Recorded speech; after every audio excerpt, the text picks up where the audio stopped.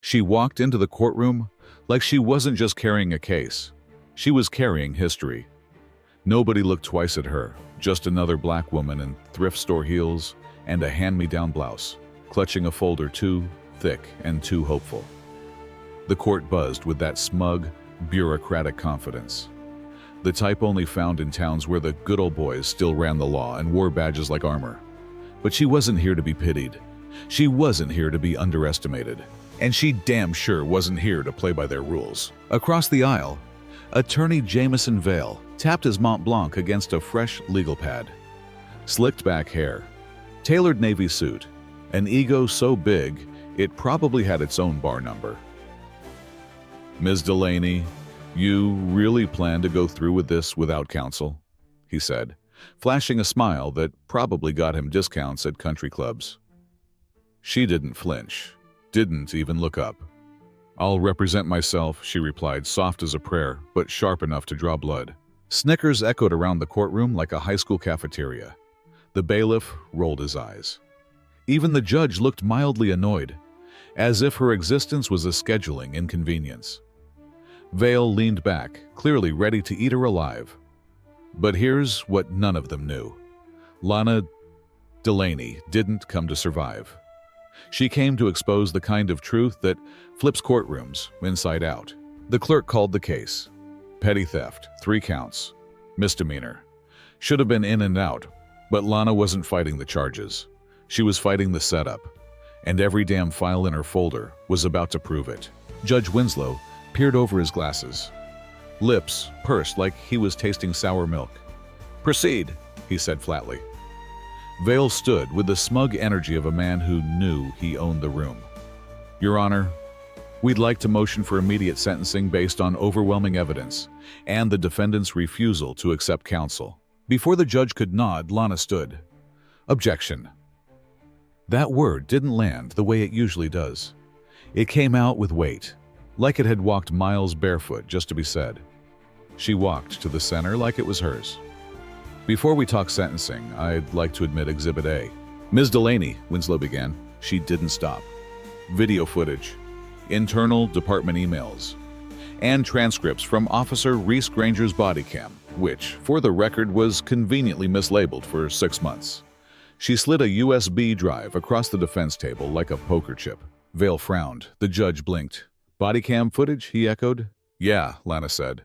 "The same footage your office claimed didn't exist." The silence was instant, heavy, thick. Then Vale chuckled. "Your Honor, this is absurd. The court can't accept unverified." "Funny?" Lana cut in. "That's what they said when I tried to file a complaint. That it was unverified, unconfirmed, incomplete." She stepped forward. "But this is Charleston, where being poor and black makes you guilty before you even say your name." The courtroom shifted. Even the bailiff stopped pretending not to listen.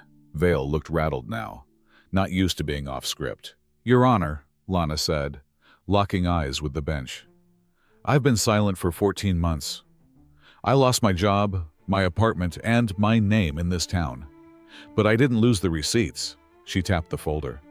"This isn't about a pack of batteries and a bag of chips. This is about a crooked cop, a rigged report, and a DA's office too lazy or too complicit to care." And just like that, the room wasn't laughing anymore. Not even a little bit. Tasha Holloway wasn't born to make noise. But damn if life didn't teach her how. 38 years old, hair pulled back in a knot that said, "Don't test me," and sneakers worn thin from long hospital hallways. She didn't look like a threat. But the thing about folks like Tasha, you don't see them coming until they've already walked through your front door with the truth and lit a match. Before all this, she was a paralegal.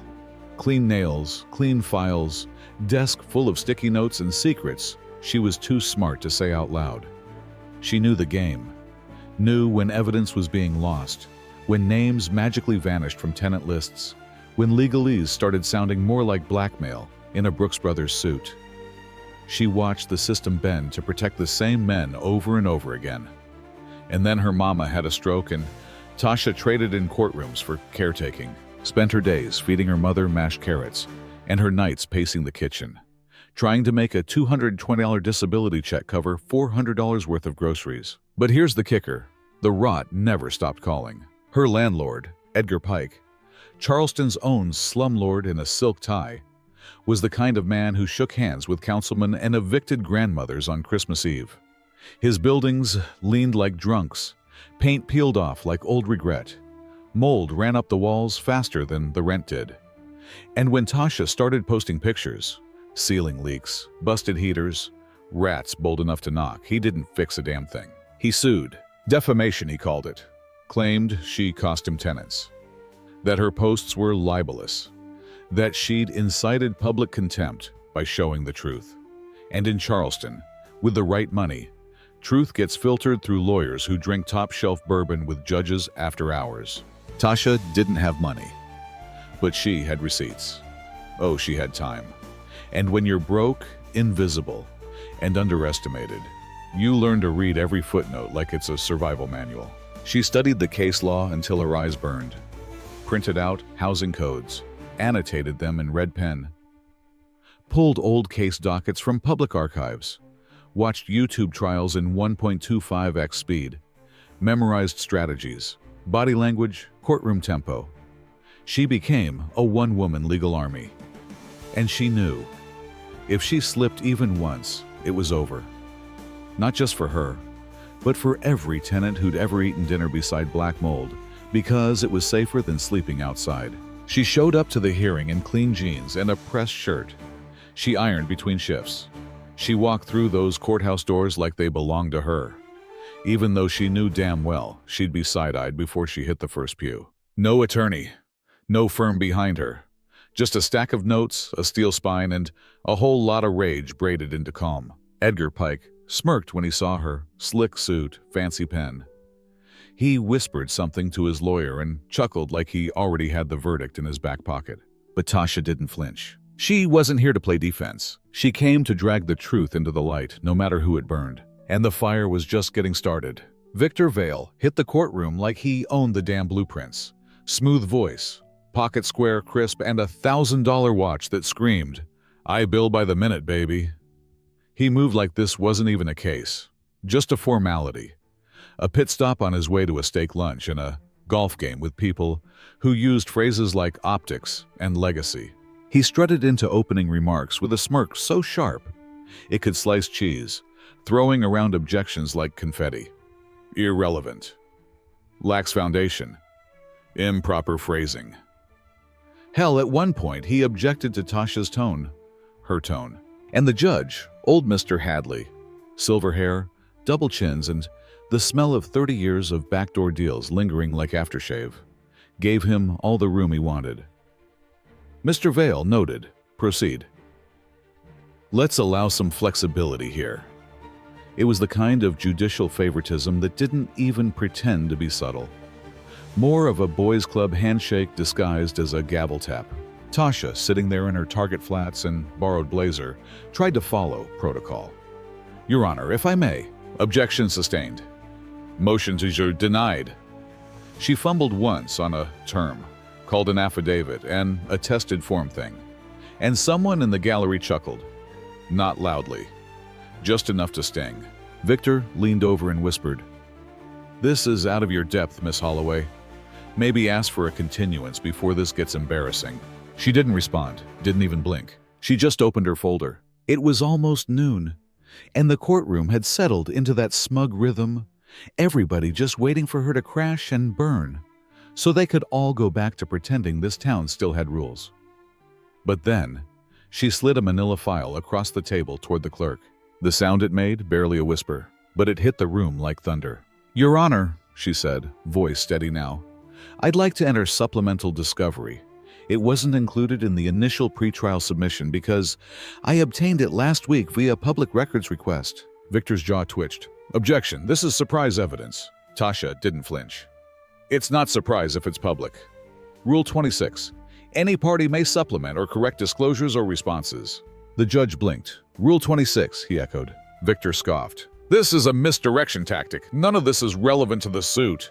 Tasha stood, just stood, and then she started laying it out, quiet but surgical. Page 1. Photographic evidence of black mold in the east stairwell, dated 3 months before my post. Page 2. Time-stamped emails between tenants and management. Unanswered. Page 3. Charleston County Housing Department's inspection report from 2022. Failed HVAC. Pages 4 through 7. Statements from 3 tenants. Notarized. And if the court turns to page 8, I'd like to cite Garrison Vars, Jet Properties 2016, where similar conditions were ruled grounds for tenant complaints, protected under free speech. The courtroom stopped breathing for a second.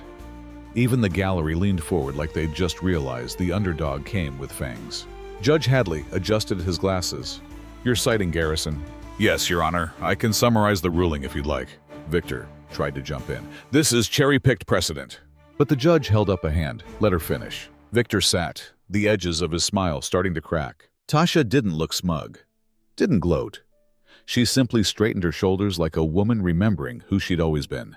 The gallery didn't erupt. There was no gasp, no dramatic music.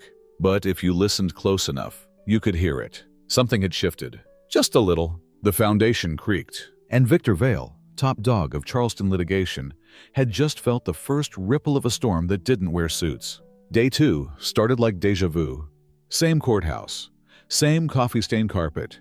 Same smug shuffle from Victor Vale, adjusting his cufflinks like they were medals of honor. He was feeling confident again. Figured Tasha's little moment yesterday was a lucky punch, a glitch.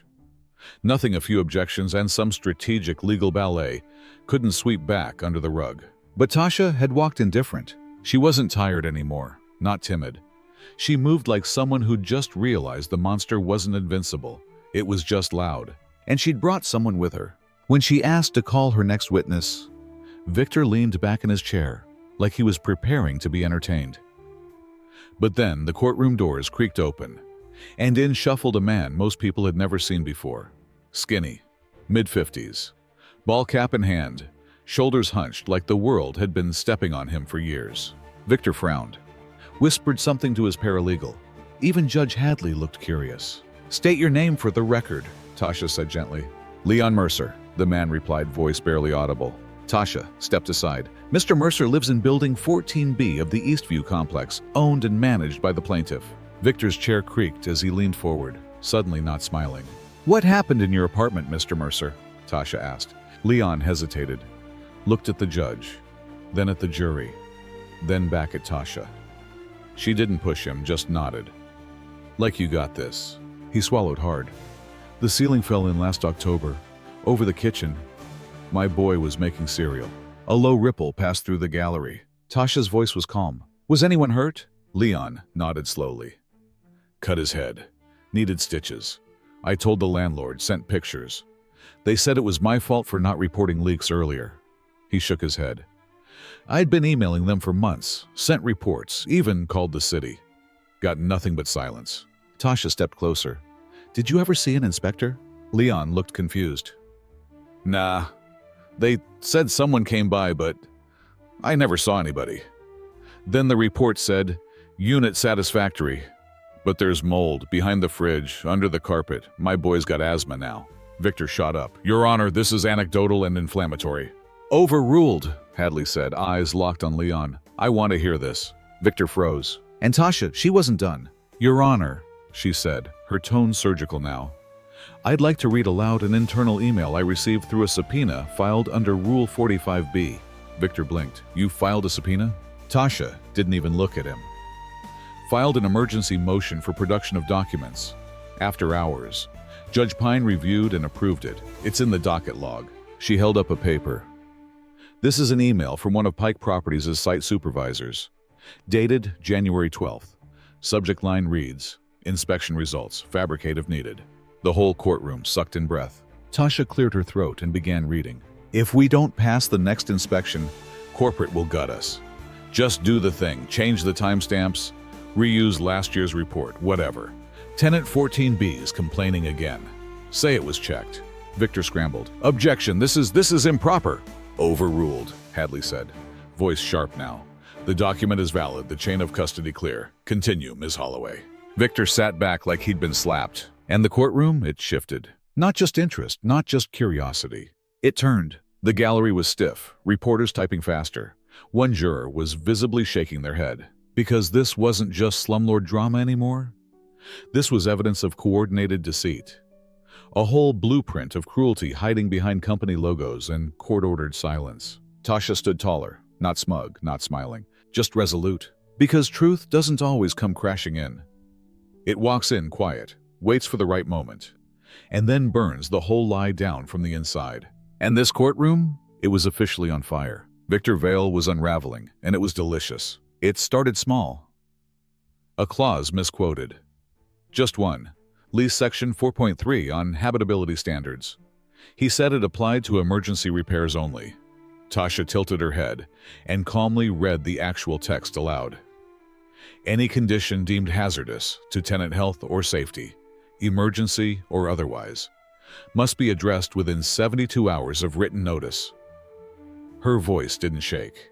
She didn't gloat, but it hit like a slap with a leather glove. Victor blinked, swallowed, smiled that fake lawyer smile, the kind that says, "This isn't a problem," even when the house is on fire and your eyebrows are starting to smoke. "Your Honor," he said, trying to recover. "Ms. Holloway is cherry-picking phrasing out of context." "Actually," the judge replied, "she's reading it verbatim." Boom, overruled. Victor's jaw tensed. His pen trembled slightly. Not a lot, just enough for anyone really watching to catch it. The gallery noticed. Hell, the jury noticed. You could feel it, the vibe in the room was different now. No more whispers, no more side smirks. Tasha had taken all the oxygen and replaced it with facts. Then came the city code violations. Tasha passed out copies like it was syllabus day. Charleston Housing Code Title 8, Section 14, requires pest-free environments, functioning HVAC, and mold remediation in all tenant spaces. Pages 3 through 8 list the units where violations were reported. Page 9 cross-references those violations with lease sections 3.1 and 4.3, all marked as breaches. Victor literally flinched when she said cross-references, like the words physically hurt. He tried to object, said something about scope, about admissibility, but it didn't land. Not anymore. Overruled, the judge said. Same calm voice, eyes on Tasha now. Not out of surprise, but respect. And that was the moment, because you could see it in Victor's face. The realization sinking in, like an anchor tied to ego. The judge was talking to her like a colleague now. No more condescension. No more training wheels. Just two legal minds in the ring. And Tasha? She was surgical. Not loud, not flashy, but methodical, like someone disassembling a machine with her bare hands, piece by oily piece. Victor looked over at the gallery, and that's when it hit him full force.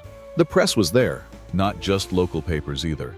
There was a woman from the Post and Courier typing faster than her keyboard could keep up, a cameraman in the back corner pretending to check lighting, and two bloggers he knew from Twitter whispering furiously over a shared tablet. Victor wasn't just losing the case, he was losing control. The narrative had shifted. He'd painted her as reckless, untrained, desperate. But now the jury was leaning toward her, every word. The judge was letting her lead. And all those exhibits, the codes, the timelines, the subpoenaed email, weren't just evidence. They were ammo. And Victor? He'd walked into court thinking this was a quick win, a formality. He didn't realize he was walking into a reckoning. His cheeks flushed pink, the way they do when someone realizes too late that they've been outclassed by someone they never even considered a contender. Tasha turned a page in her notes, calm, collected, like she hadn't just cracked the walls of a machine bigger than her, like she hadn't just flipped the whole damn script. And Victor Vale, legal darling of Charleston, was about to find out what it feels like when the closing arguments write themselves. Final day. The air in the courtroom was thick, like everyone was breathing through gauze, afraid to exhale too loud and break the moment. Even the usual courthouse creaks seemed quieter. No one said it out loud, but they all knew. This wasn't just the end of a trial. This was the end of someone's illusion of invincibility. Tasha stood for her closing. She didn't raise her voice, didn't pace, didn't do any of the theatrics Victor had perfected over his career. She just stood there, steady, like the whole weight of the city's ignored truth was resting on her shoulders. And she was tired of carrying it alone. I may not speak like a lawyer, she said, voice soft, but razor sharp. But I know what the law is supposed to protect. She looked at the jury, not pleading, just leveling. And I know what it feels like when it doesn't. You could hear a pin drop. Hell, you could hear a thought drop. I've spent months watching mold grow on ceilings while my neighbors got sick, watching kids wheeze through nights in rooms with no heat. I posted the truth because no one would listen. And when I spoke up, they didn't fix it. They sued me. She took a small step back, hands calm at her sides. If telling the truth is defamation, then maybe it's not my words that should be on trial. And then she sat. No mic drop, no glance at Victor, just done. Victor didn't even stand right away. He'd spent the whole morning pale and twitchy, tugging at his sleeves like they were strangling him. His final argument was robotic, hollow, like a man reading off a cue card written by someone who no longer believed in him. The judge gave instructions. The jury left, and the room exhaled. Tasha sat with her hands folded in her lap, calm, present, not hopeful, certain. Win or lose, she knew what she'd built in that courtroom. A foundation. And it was solid. 2 hours later, the jury returned. On the matter of Holloway v. Pike Properties, the foreperson began, voice tight but steady. We find the defendant, Natasha Holloway, not guilty on all counts. A beat, then a second, and then the room shifted. Heads turned, stomachs dropped. We would also like to submit, with permission of the court, a recommendation that the landlord, Edgar Pike, be investigated for fraudulent inspection reports and potential perjury. Gasps, real ones, not TV drama ones, actual shocked human sounds. Judge Hadley blinked like someone had thrown cold water in his face. This is highly unusual, he said, but the note was signed. Official. Jury sealed. And the press, oh, the press, they were eating it up. Pens flying. Phones out, keys clacking like hail. Victor's client, Edgar Pike, stood frozen like he'd just watched a ghost walk into the courtroom wearing a badge. His mouth opened, closed, then stayed open. Then, Victor? He didn't stand. Didn't speak. Just stared at the wood grain of the desk in front of him like it had the answers to how the hell this happened.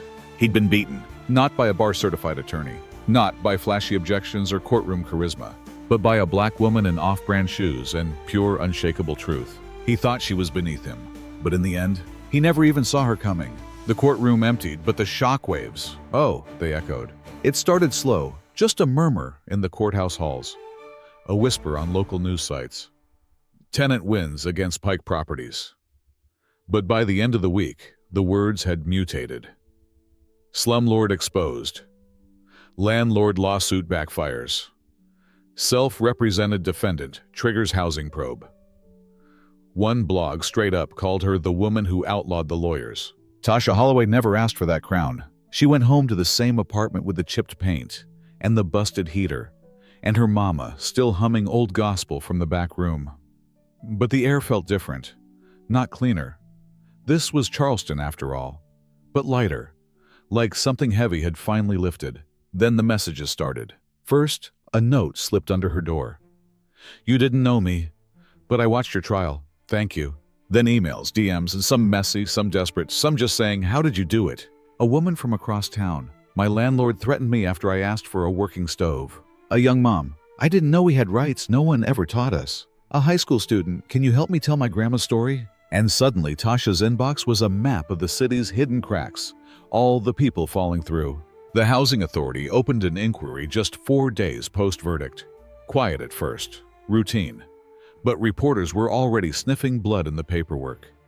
An independent journalist filed a FOIA request for all Pike Properties inspections from the past 5 years.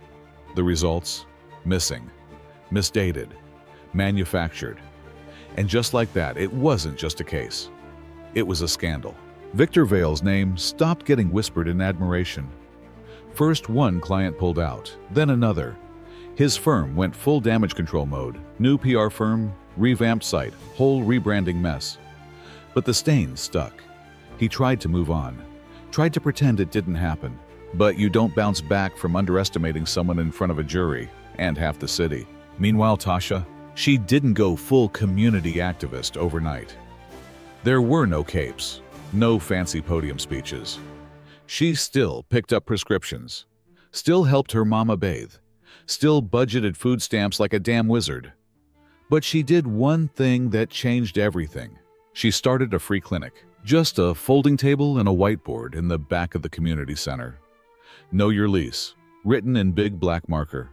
3 weeks after the verdict, she stood in front of a dozen folding chairs, surrounded by people just like her, scared, exhausted, curious, and started teaching. What's a housing code? What's a proper notice? How do you file a complaint that doesn't disappear? And most importantly, how do you not get silenced? At the end of that first session, someone asked her if she planned to be a lawyer now. Tasha laughed, a real one. Nah, she said, I like sleeping. But then, she grabbed her bag, stepped outside the center into the late afternoon sun, and turned back toward the small crowd still buzzing around the doors. She didn't raise her voice. Didn't need to. Don't ever let them tell you knowing the truth isn't enough, she said. And damn if that didn't sound like scripture.